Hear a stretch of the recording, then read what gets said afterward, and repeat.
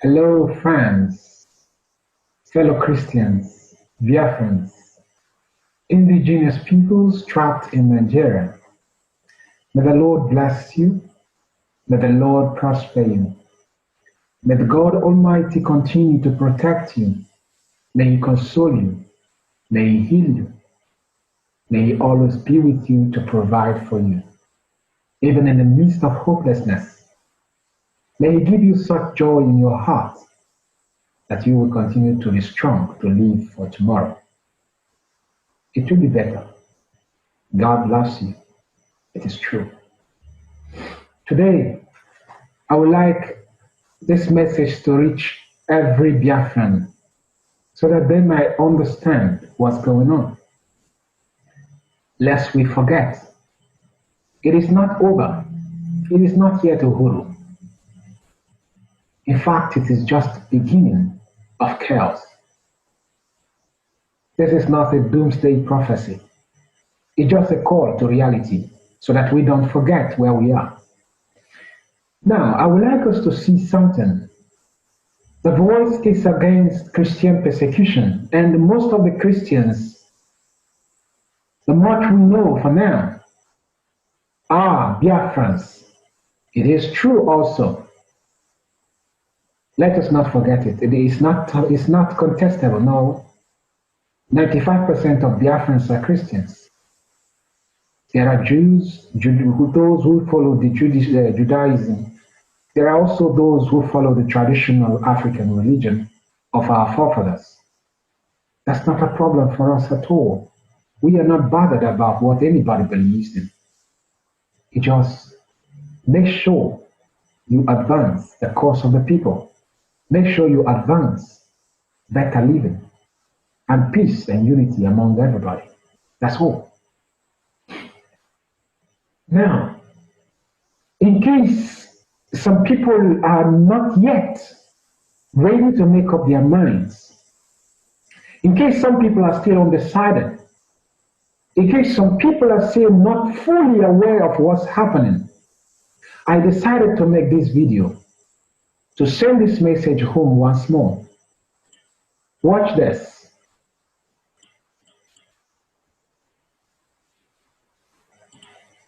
So this is supposed to be the relationship of Muslims with non-Muslims. So if you are already and always painting this beautiful picture of a wonderful Nigeria in your mind, building castles in the air, something you know it can never work, you continue to force it, you are going to end up hurting yourself. This is from the Quran. And do not get me wrong. There are people, of course, who will raise objections and say they don't believe in these things. It's not as it is written, that they are contextual and all that. We have heard that so many times. But point out to me one community where you have Muslims like this in majority, and you don't see Christians suffering there. You can hardly see it. Now look at this. This is Surah 5. It says, O ye who believe, he's talking to Muslims, take not the Jews and the Christians for your friends and protectors. They are but friends and protectors to each other. And ye amongst you that turns to them for friendship is of them. Verily, Allah wideth not the unjust. So, Christians and Jews have been called unjust by the Quran. That's 5:51. Then the Prophet again said, the hour that is of judgment will not come until Muslims fight the Jews and kill them. It will not come until the Jew hides behind rocks and trees. It will not come until the rocks or the trees say, O Muslim, O servant of God, there is a Jew behind me, come and kill him, except for the Rakat, which is a tree of the Jews. That is Bukhari. Hadith Bukhari is the most trusted of the prophets. The collection of the prophets is the most trusted among the other hadiths. Now, you see this one. Allah's apostle said, by him in whose hands my soul is, surely, that is Jesus, the son of Mary, will soon descend amongst you and will judge mankind justly as a just ruler. He will break the cross and kill the peace, and there will be no jizya. Jizya is taxation taken from non-Muslims. You can imagine what's taking place in Nigeria today. Sacred Hadith, Bukhari, volume 4. And then again, this Hadith states that the Muslim prophet Jesus will return to earth with Muhammad and will cast all Christians to hell and kill all Jews in order that Muslims may go to paradise. Now, we go further.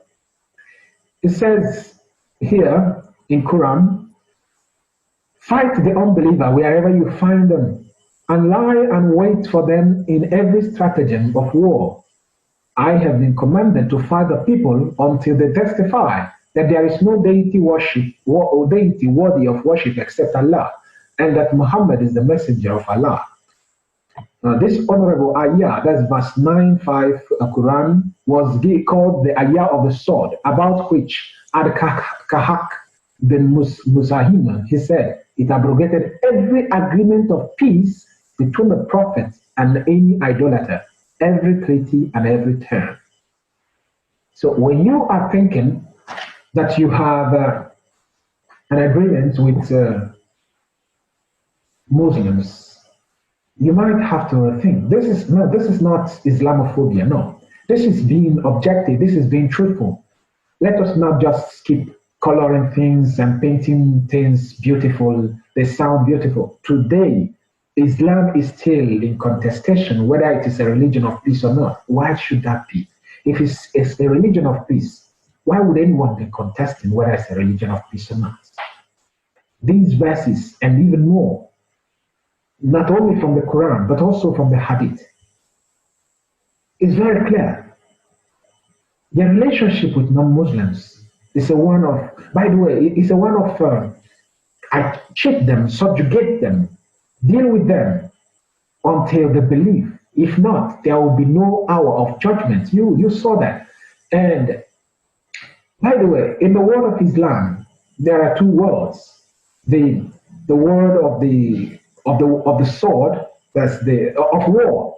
The word of war and the word of peace. That's Dar al-Islam. That's the land of peace or the word of peace. And the Dar al-Ahab. Dar al-Ahab. That's the land of war. That's for the non-believers. Every part of this world where you find unbelievers is supposed to be a land or a world of war. And it is meant that these people must be fought till they accept Islam. And then they become Dal al-Islam. They become a land of peace. Why did I bring this? I brought this into perspective so that you will understand. When people tell you that there is a possibility for Nigeria, look at Yemen. Look at Yemen. These are all Muslims and they can't even live in peace. Look at Yemen. Look at Sudan. They wanted to deal with the South Sudanese until they eventually said no. Look at that. Tell me one, unless they are in the majority. And whenever they are in the, or unless they are in the minority, then they become like our Muslim brothers become like meek lambs. We've had so many stories. Let me not go there. Speculated. No, I'm not giving into that. We are dealing with facts. And the world knows this. Every true, right-thinking, objective person knows this. Once they feel they are in majority, once they feel they are in power, they have power, every hell breaks loose. Break loose. They deal with those who do not believe. You are meant to pay the jizya, whether you like it or not. Why is it only in Lagos, in Nigeria, that you find a seaport? And they are the people collecting the most part of the payments. coming in accruing, all the dividends accruing from the seaports. Lagos is only getting a pittance. It is true. And they are getting this pittance because most of our Yoruba brothers are Muslims. And they are the ones taking all of this. Ask Tinubu, ask Tinubu. These ones who have become, ask Ashala, who had once, ask what Ambode, and even Shamu, like right now. These people know what's going on in this country. It's always a Muslim from the north that has always been the controller general in Nigeria. They task everybody. Why are there a huge number of security men in the east tasking transporters, taxi drivers, Okada riders? Why is that so heavy presence of so many soldiers, policemen there, exploiting and taking money from the people down there? There is no war. There is no disorder down there. Why are they there? The places where there are disorder and there is actually war against the country, you find very few security men there. And even there, they ambush them. They give bad information. They spy on them. They betray them. And these people massacre them. Every day we hear people finishing up our soldiers as if our soldiers are nothing, as if they didn't even do any training. This is all about Islam. So why am I saying this? I'm saying this with particular reference to this. Listen very carefully.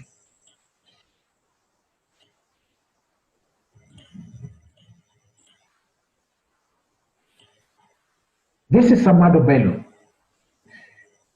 On an interview with, I think, a BBC journalist correspondence, and he was speaking about the Igbo people. And when he's talking about Igbos, understand that he's talking about Easterners. At the end of the interview, you will understand he was talking about Easterners because he began to complain there is no Northerner working in the East. And that's right, because even in the North, there are very few graduates from the North. So it's not about the Easterners not taking them, but because there are none of them there. One thing I've noticed, when I've been here, is that Northerners seem to have, I always call it obsession about the Igbos. Could you perhaps explain that to me? Well, the Igbos are more or less the type of people whose desire is mainly to dominate everybody. If they go to a village, to a town, they want to monopolize everything in that area.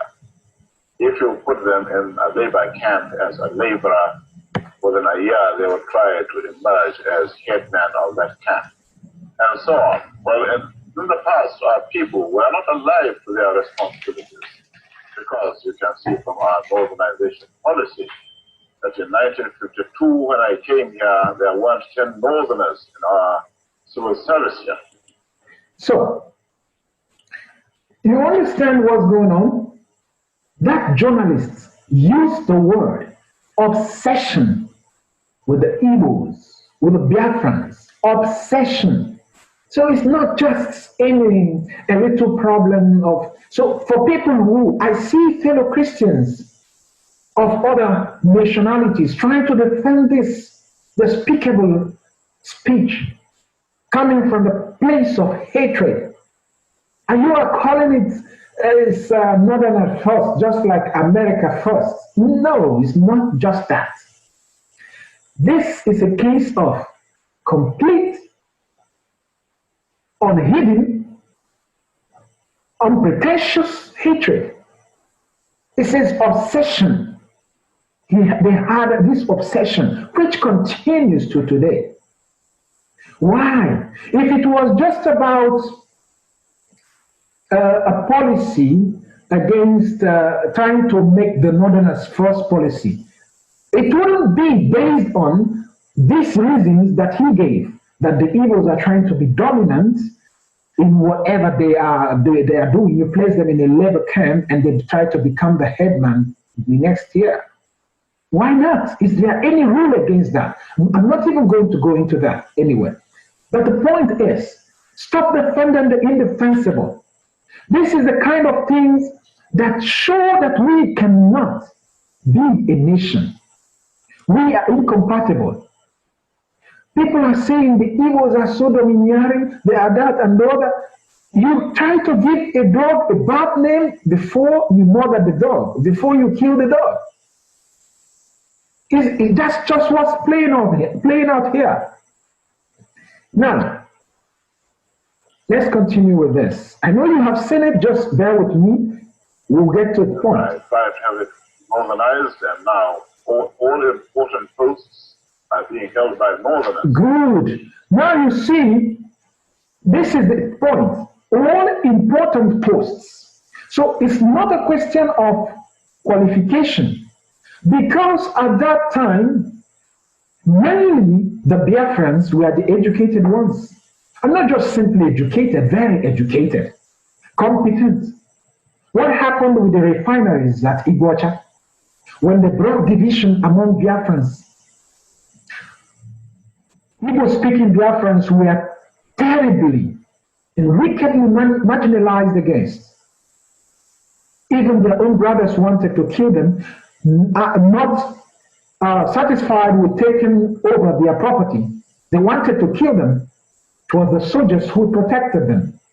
Now, when they went to the refineries, they did not know what to do there, because that's why it was the Igbos who were working there. Now, this incompetence carried over to the north. Modernization policy. You claim we are one Nigeria, and yet you are worried that a particular section of the country is working the country efficiently. They did not say they are not going to employ anybody who is qualified from your region. And this is part of the thing that delayed Nigerian independence. You understand? Because he was trying to get his people on par with every other section of the country, whether qualified or not. So they fast-track everything to the detriment of the Igbos, the detriment of the Biafrans. Let's continue. We will find out that this is not about it's not a problem on the side of the Igbos. It's just that you don't want these people. Is this policy of filling all key posts in the north solely with Northerners and not with other Nigerians a temporary or permanent one? In actual fact, what it is a Northerner first. If you can't get a Northerner, then we take an expatriate like yourself on contract. If we can't, then we can employ another Nigerian, but on contract too. Good. So you get the point. It's not just about any other Nigerian. They could employ any other Nigerian whereby they cannot find an expatriate or a foreigner, a white person. They will always employ any other Nigerian, but not the Biafran. Why?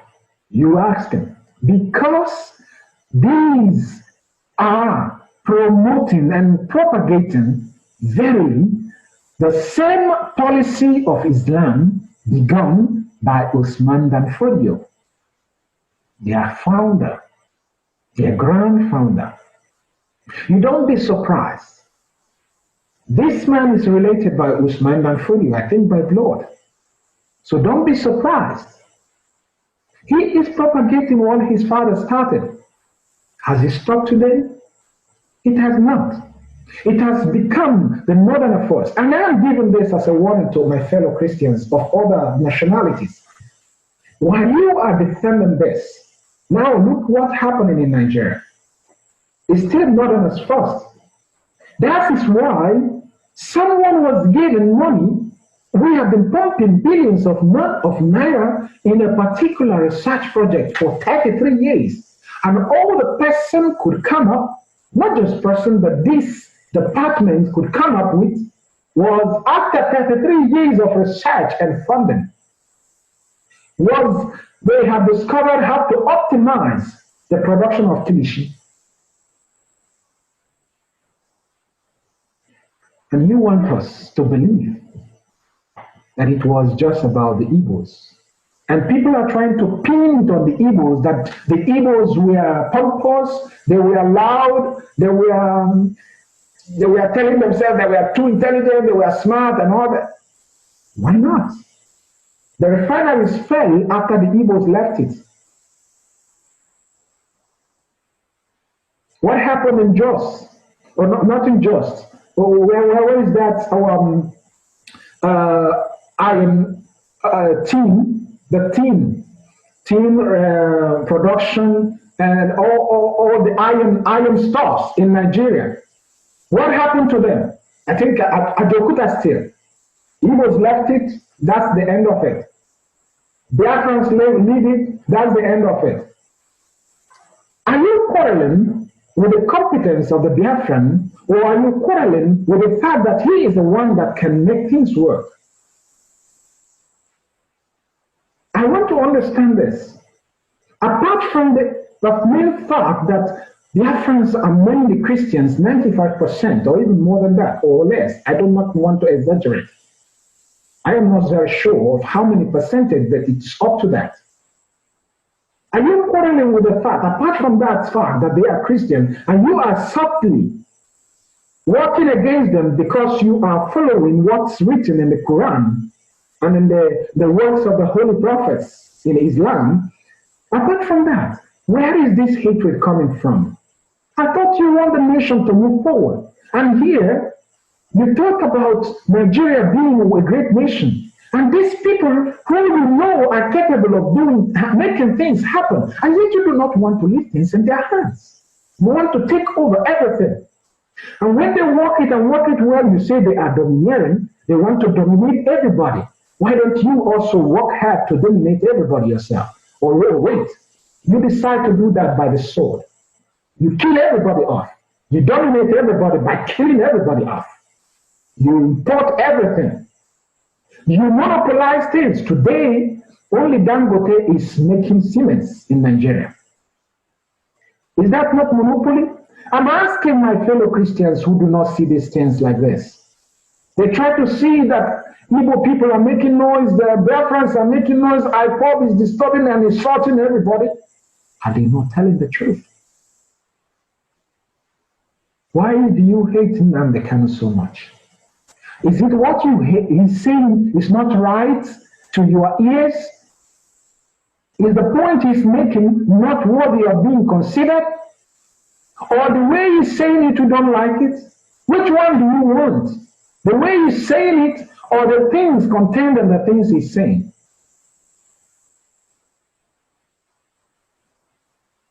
Only Dangote has the floor now. Nigerian flour mill is dead.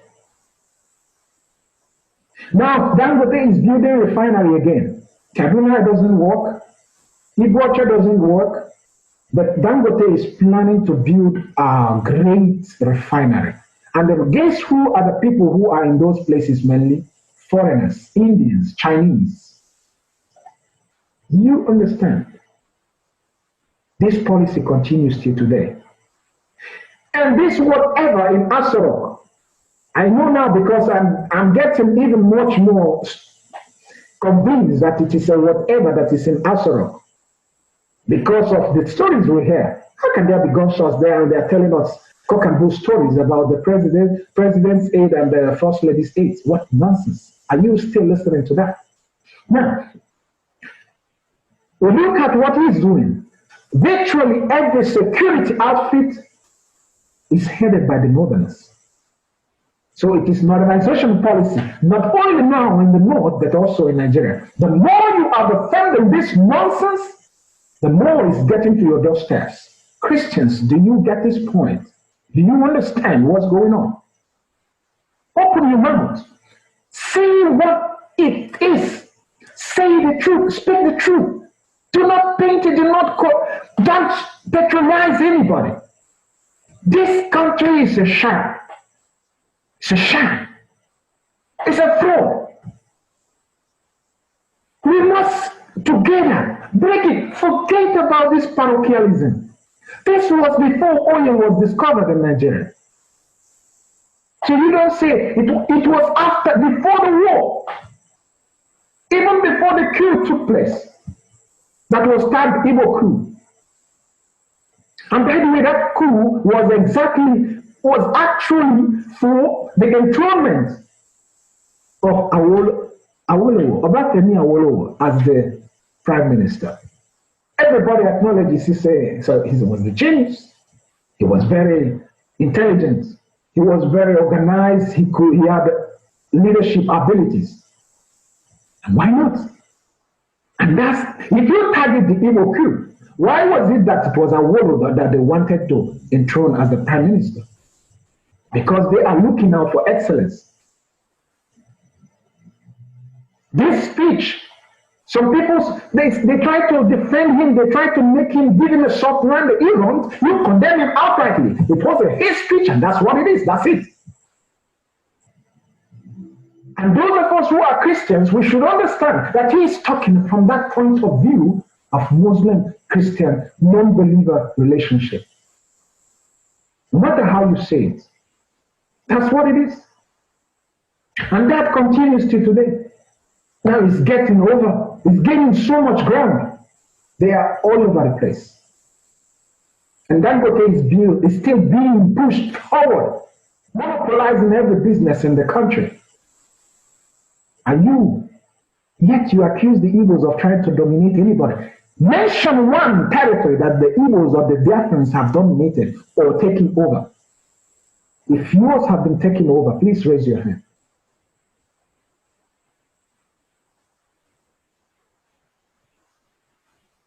So let's continue with this. This is going to be permanent, I should say. It's going to be permanent.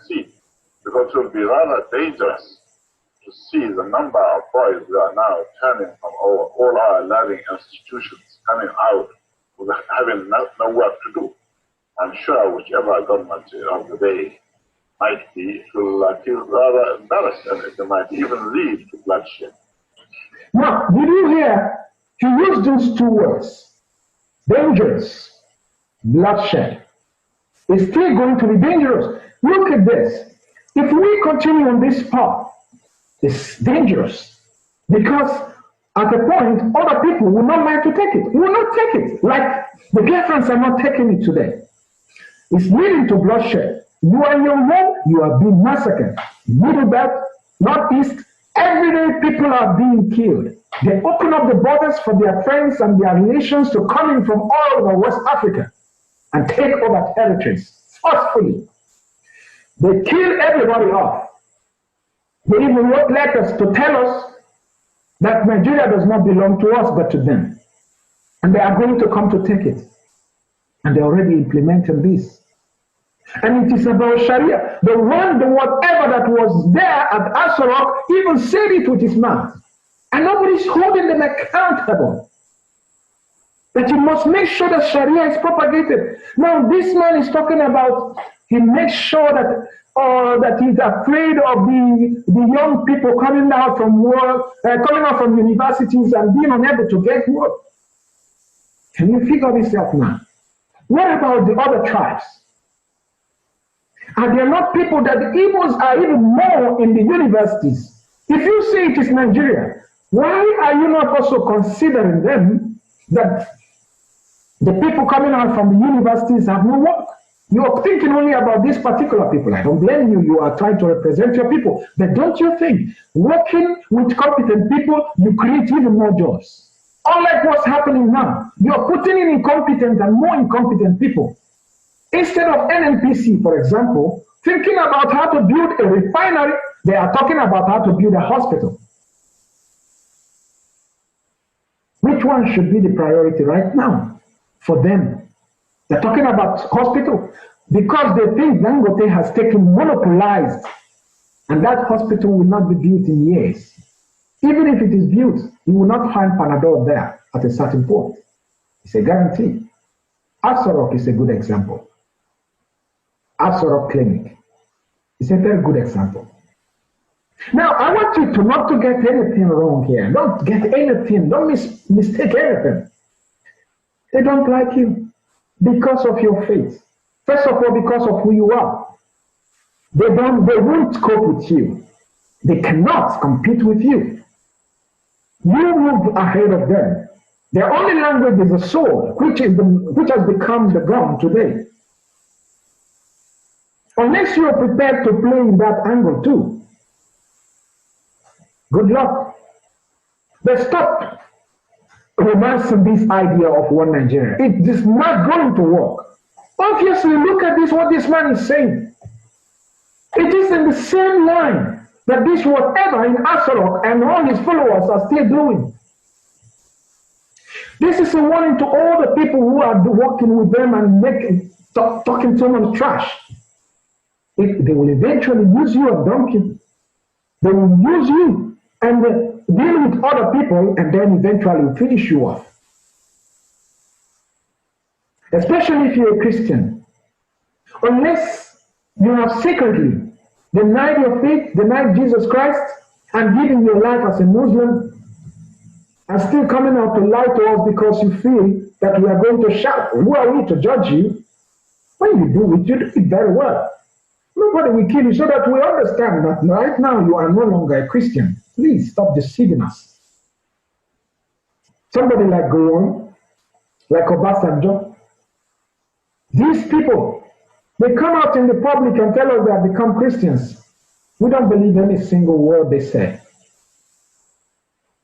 They might be that in name, for long as it's lasting. Now I don't hear Benjamin anymore speak these days. Since after he met with whatever in Asarok, I have not heard him speak so much. It seems as if all the noise about defend yourself died a natural death. Something must have passed under the bridge. Okay. Being observant and being it's always at alert. We are surrounded. And this is the policy, the modernization, the northern first. Not only in that particular part of the country where they are found, but now it's going all over the place. Because they have opened the borders for their brothers from West Africa. They're going to take over your land and your life as a people. Unless together we condemn this evil. Stop. Why do you hate the Biafrans? If they did something, what is it that they did that you have not wrapped your head around, that you have not really forgiven them for? I don't get it. I am Biafran. I am not even thinking about dominating anybody. All I think every day is about how to excel in what I do, how to please God, how to meet God, and give Him all the glory for the things I do to help humanity to grow, to advance the cause of men. I don't even think about taking people's land. It's the last thing on it's not even in my mind. So what is this thing? People are telling the Igbos you should be more humble. Why are you telling people to be more humble? People are proud of what they achieve and they believe in themselves. And you misplace that for being proud and being pompous. It's not true. I am confident. It's a different thing from I don't let you exercise your competence at all. I don't let you get near at all. It's a complete different issue. I look down on you. I do not. No. I am confident in myself. I try to put myself up psychologically, physically, otherwise. And I get into something and I get the achievement I want. And I get the good results I'm seeking for. And it is unacceptable to me. 33 years of research, and it was optimization of the production of kilishi. Such things is the kind of thing I will harp on and I will talk forever, for ages. I will say, this is wrong. And when I do it within 5 years and you want me to keep silent, no. It will take extra days for me to keep silent because I keep referring to your own. That is not being pompous. That is seeking for excellence. We continue with Amadou Bello. Doesn't this damage the idea, sir, of all people in all regions in Nigeria being fair citizens of one country? Well, it might, but You are, I mean, new to our region, but how many Northerners are employed in the East or in the West? The answer is no. And if there are, there may be 10 laborers employed only in the two regions.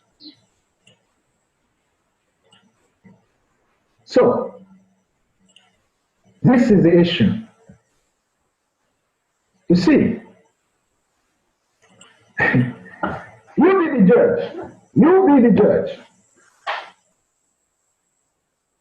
The man was asking Amadu Bello, the journalist was asking him, does this not ridicule the whole idea of Nigeria as a nation? Obviously, from his answer, you see he doesn't believe in Nigeria. And by the way, when you think that people are so bad that you cannot live with them, why not let them go? Why don't you just be on your own and let them go? Let them be. Let them be by your side. You have your own values. They have theirs. Why are we forcing ourselves to be together when we know we cannot be together? At least not like this. Let us just be on our own, friends. We can all associate well. Everybody can buy shares in Dangote's company eventually if we decide to separate and separate in peace. Because this tension, this danger that might lead to bloodshed, according to his words, will continue like this. If it is not Fulani and the Igbo, it will become Fulani and the Yoruba, like it happens almost every day. Every particular riot and religious crisis in this country, we always bear the brunt of it. Our businesses are destroyed, our houses are decimated, our people massacred. Why? What have we done? You discover that these people are good, they are capable, they work hard, they have competence. Why are they not heading off? Why is it the Northerner heading NNPC all the time, and yet it is not working? Just like the security heads now. Security is worse, getting worse and worse every day, and yet. I remember the other time, during E.H. Jirika's tenure as the chief of army staff, some people raise the point, you are taking only Easterners now in the soldier, in the military. You are taking only Easterners. Why are you doing that and all that? I think they went to the office, the man's office. And when they went there, this thing might be a shock to some people who never heard this story. They went to the office of the man with this sword of accusation waiting to finish him off and say, you must resign. You have been taking only Easterners. The man sat them down in his office, gave them tea. They said, no, they don't want tea. And then he brought out the files for them. Then they saw the files. You have murdered Igbo officers. You have tactically and systematically denied Igbos and Biafrans admittance into the military, Nigerian military. And so their number is even the minimum, the barest, the least. Now, when we brought out the files and they found out the number of Northerners and the number of Westerners compared to the least number of Easterners down in the military, they closed their eyes towards the file, and some of them immediately began demanding for that tea they earlier rejected, because they found out immediately that the case was already defeated, that they had no case. Christian, Biafran, Igbo, Abulado should be a big warning to you. What happened? Immediately after the bomb blast, while people were still mourning, counting their losses, lamenting about their woes, these people brought a fire to claim the land upon which people just died, and said the government owns the land. Do you understand? If you are always thinking about your own shop, that small shop, kiosk, or two, or your warehouse, wherever it is, start thinking home now. It may not be late yet, but start thinking home now. Bring your businesses home. Bring your businesses home. Devise a plan. You can do it. Devise a plan, even if the government's policies are not supportive of it. Was it not on this? Not some people say it is a policy. It was a policy. It was not hatred. I agree. The same policy during Obasanjo time rendered so many Biafrans poor, impoverished so many people who were elsewhere very good traders. They made some of their containers and wares were seized overnight. They became poor. You send for goods, they come and they are seized. You send another one, they are seized again. From where is the capital coming? And it was Obasanjo who did that. And he is a Christian. And he did this against Christians. And now, this whatever in Asorok has continued with what he is doing. Where Ahmadu Bello stopped. Now he has spread it all over the country. And they are continue to further it. Every day we see people who are representing Nigerians at the National Assembly. You see their level of confidence. You see what they are doing there. Governors are negotiating with bandits and Fulani herdsmen and terrorists. People murdering their people. They are negotiating with them. They can't even control them. But the heavy presence of security outfit in the East is nothing to write home about.